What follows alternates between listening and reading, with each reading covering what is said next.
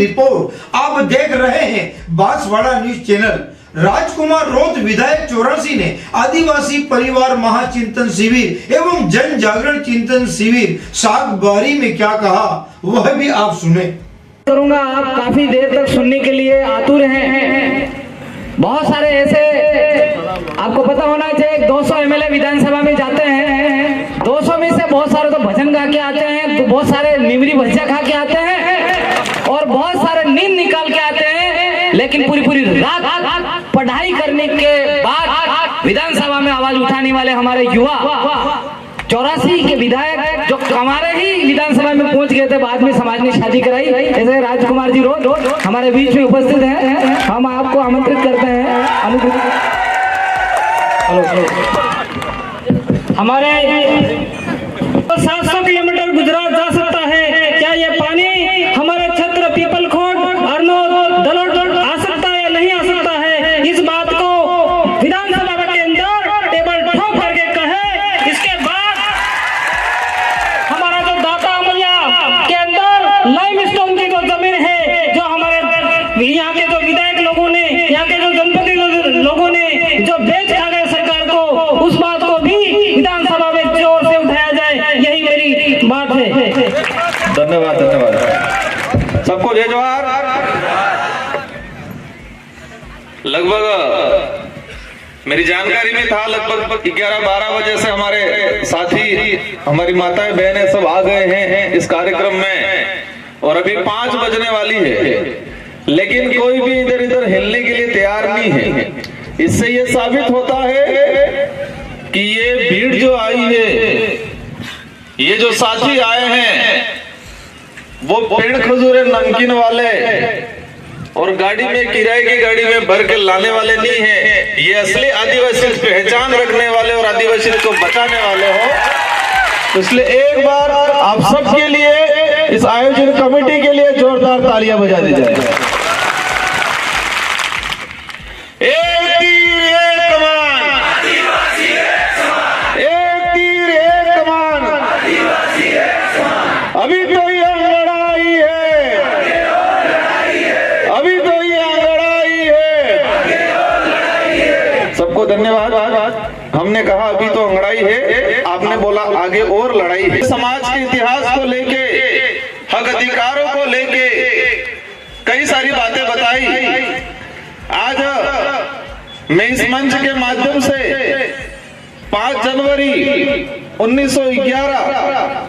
2011 को जो जजमेंट आया था, उस जजमेंट के बारे में दादा ने पहले बता ही दिया है कि वकीलों द्वारा कोर्ट के अंदर बताया गया था कि हमने कपड़े नहीं फाड़े, हमने उनसे छेड़छाड़ नहीं किए, ये तो आदिवासी लोग हैं, ये तो फटे कपड़े ही पहनते हैं और कुछ भी मिल जाता है तो खा लेते हैं, ऐसा सबूत पेश, ऐसी बातें उन्होंने, जो मुलजिम पक्ष था उनके वकीलों ने आदिवासी समाज के लिए ये बोला था कोर्ट के अंदर कि ये तो आदिवासी लोग हैं, कुछ भी खा लेते हैं, कुछ भी फटे फुटे कपड़े पहन लेते हैं, ये तो ऐसे ही थे, ऐसा पक्ष मुलजिम पक्ष की तरफ से आदिवासी समाज के लिए, उस महिला के लिए रखा गया था।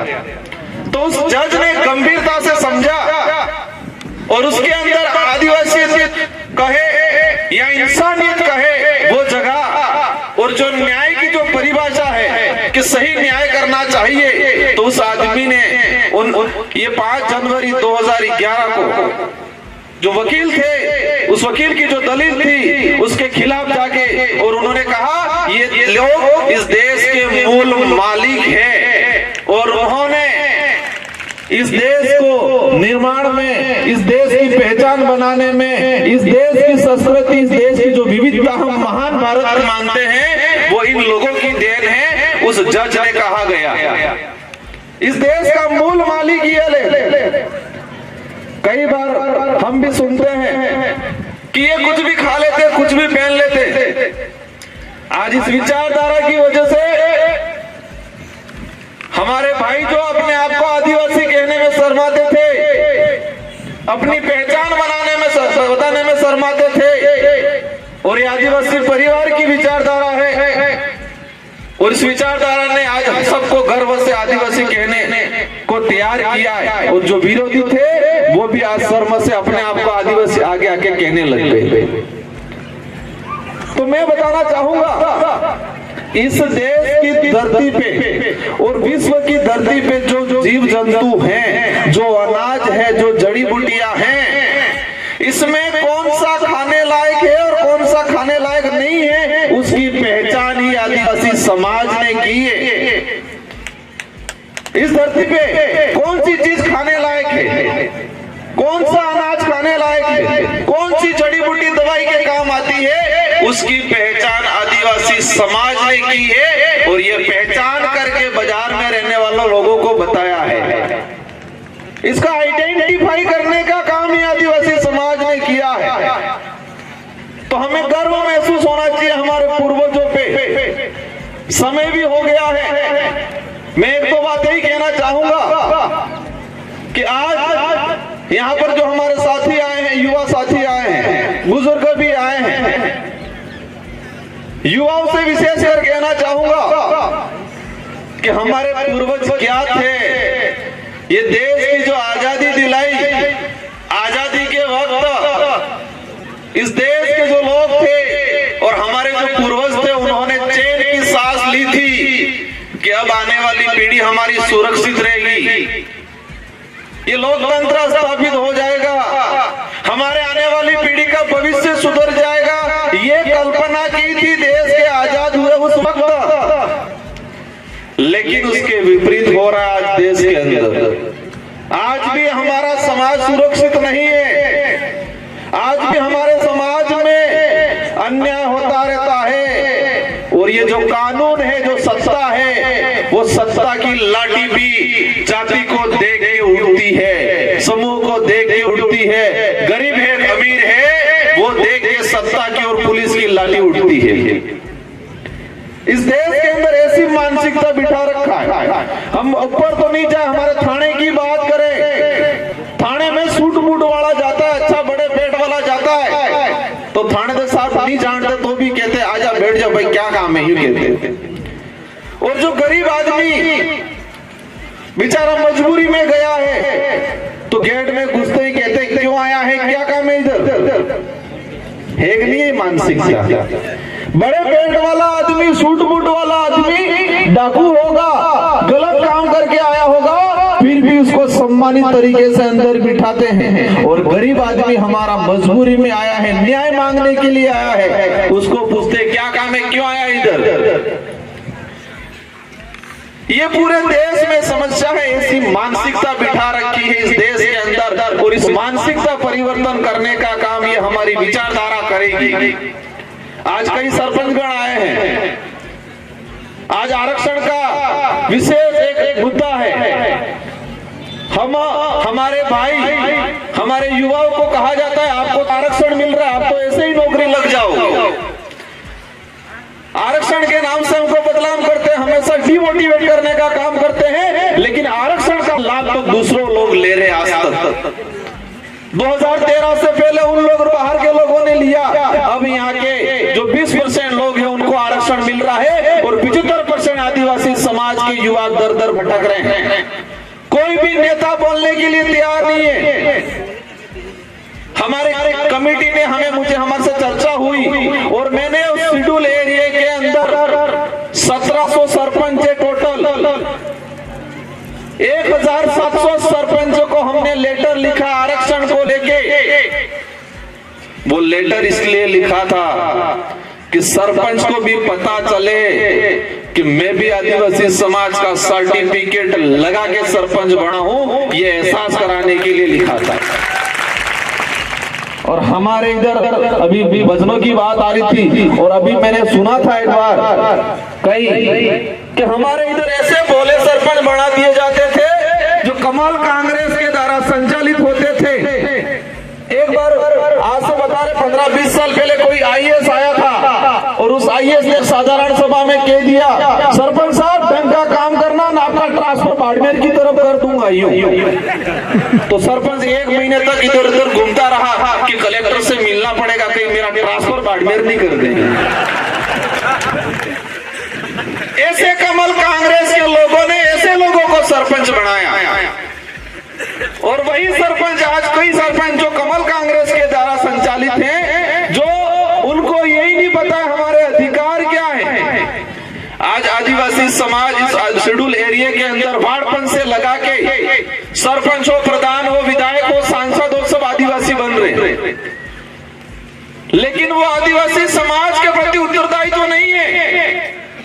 क्यों नहीं है वो? क्योंकि वो हाईकमान से संचालित है, ऊपर से संचालित है। उनके पार्टी वाले कहेंगे यहाँ रुक तो वो रुक जाएगा, यहाँ चल तो चल जाएगा, यहाँ बैठ तो यहाँ बैठ जाएगा। ऐसे जनप्रतिनिधि कमल कांग्रेस के लोगों ने बना रखे। इन नेताओं को कहना चाहूंगा मैं, जो कहते हैं हमेशा कि पार्टी सर्वोपरि है, हाईकमान जो कहेगा वो करूंगा, उनको मैं कहना चाहता हूं कि आने वाले समय में आदिवासी समाज का सर्टिफिकेट मत लगाना, तो सिर्फ तुम पार्टी का टिकट लगाओ, फिर देखते हैं चुनाव आयोग कैसे तुम्हारा फॉर्म पास करता है।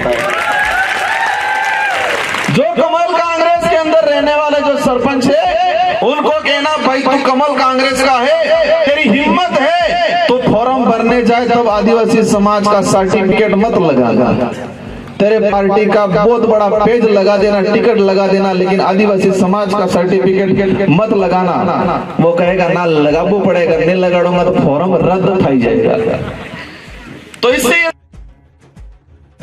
बंदर बैठे रहते हैं, बंदर बैठे रहते नहीं रहते, गोद में सो रहते नहीं रहते। वो बंदर क्यों बैठे रहते हैं? कि कोई आएगा मुझे कुछ दे के जाएगा, और वो उनकी आदत पड़ गई है बिस्किट खाने की, कुरकुरे खाने की, नमकीन खाने की, जो भी नारी लाए उनके खाने की। वो एक जानवर है, उसकी ताकतवर जानवर है, इस पेड़ से उस पेड़ तक कूद सकता है, जंगल में जहां चाहेगा कूद सकता है, ऊंचे से ऊंचे पहाड़ पे पेड़ पे जो लगा है फल उसको खा सकता है, लेकिन वो उसकी ताकत को भूल गया है। और अभी कोरोना आया तो माउंट आबू की सड़कों पे बंदर रो रहे थे, क्योंकि उनको फ्री में खाना खाने की आदत पड़ गई, और कोरोना के वक्त कोई लोग वहां नहीं गए तो फ्री में वहां मिला नहीं। वो ताकत वो बंदर भूल गया कि मैं इस जंगल में जो चाहे वो खा सकता हूं, लेकिन वो फ्री में खाने की आदत पड़ गई तो वो उसकी ताकत को भूल गया। और कोरोना आया, कोरोना के वक्त 1 महीने तक कोई लोग वहां नहीं गए यात्री, तो उनको खाने को कुछ नहीं मिला, तो उस रोड पे बंदर चिल्ला रहे थे। वो भूल गया था कि जंगल मेरा घर है। इन फ्री वाली कमल कांग्रेस की फ्री की योजना समझ के अपने देश की जो चीज है, हमारी ताकत है, उस ताकत को भूल गए हम लोग। देश की चाबी जनता के हाथ में, हमारे हाथ में। कोई जेब में मत देखना कहां है चाबी, वो चाबी हर 5 साल में लगती है, चुनाव आते तब। और इस चाबी की ताकत को पहचानो। इस देश के लोकतंत्र में, संविधान में प्रावधान मत का है, वोट से विधायक सांसद बनता है, टिकट से नहीं बनता है। और इस बार आपको एहसास कराना है कि पार्टी हाईकमान महत्वपूर्ण नहीं है, ये वोट और समाज महत्वपूर्ण है। और इस बार ऐसी चाबी लगाओ कि उनके ताले जंग खाने लग जाए और भजन भी भूल जाए। हमारी पहचान को हमारा गरीब भाई गुजरात में 10-10 मंजिला बिल्डिंग पे लटक के प्लास्टर करता है, प्लास्टर करके पैसे कमाता है, पैसे कमा के बच्चे को पढ़ाता है, बच्चे से डिग्री करवाता है और बच्चे की कोचिंग कराता है। और ये कमल कांग्रेस के लोग इस पूरी मेहनत पे, उस आदमी की मेहनत पे, इस बच्चे की मेहनत पे पानी फेर देते हैं और हम भूल जाते हैं, और वापस आके मेरा भाई कमल कांग्रेस का झंडा लेके घूमता रहता है। इन चीजों को समझना पड़ेगा हमारे साथ हो क्या रहा है। आज देश के अंदर जो स्थिति बन रही है, देश में हालत खराब हो रही है। प्रत्येक दिन 600 लोग भारत देश को छोड़ के विदेश में जा रहे हैं, और वो भारत देश को लूट के जा रहे हैं। वो अंबानी कौन गया था? अडानी कोई चला गया। विजय माल्या 1000 करोड़ के ऊपर हमारा भाई इधर 20,000 भी अगर लोन ले लेता है तो बैंक वाले उसका हालत खराब कर देते हैं। ये लोग पूरे देश को लूट रहे, प्रत्येक दिन 600 लोग भारत देश को छोड़ के जा रहे हैं और वो देश को बर्बाद करके जा रहे हैं। अंग्रेजों ने और मुगलों ने तो भारत देश को कम लूटा था, लेकिन इन लोगों ने भारत देश को बहुत बुरी तरीके से लूट रहे हैं। हम समझ नहीं पा रहे हैं। आज जमीन का मामला हो, यहाँ से पानी गुजरात जा रहा है, भाई बता रहा था। आवाज को उठाए विधानसभा लोकसभा में ऐसे लीडर को तैयार करो, आपके यहाँ पर भी पानी आएगा, आपका पानी है, आपको मिलेगा। हम आपके लिए तैयार हैं, आपको तैयार होना है। और आने वाले समय में ये लोग आज निकाल रहे हैं जन आक्रोश रैली, भागड़ जोलो यात्रा रैली, लेकिन हम लोग एकजुट होके 2013 में उनका रगड़ा निकाल देने वाले हैं। 23 में, 24 में तो निकालना ही है, लेकिन 23 में निकालना है। आज पूरे देश के अंदर जो स्थिति बनी हुई, हम लोग कैसे हो गए। आज हमने देखा हुआ है, इधर असम देखो, त्रिपुरा देखो, छत्तीसगढ़ देखो, झारखंड देखो, हर राज्य के अंदर आदिवासी समाज पीड़ित हो रहा है। हर राज्य द्वारा ये मुहिम डूंगरपुर बांसवाड़ा के आदिवासियों को नहीं, पूरे देश को आदिवासियों को एक करने का काम करेगी। और आने वाले समय में देश के किसी भी कोने में आदिवासी समाज पे आपत्ति आती है तो पूरा देश का आदिवासी एकजुट होकर आवाज उठाएगा। और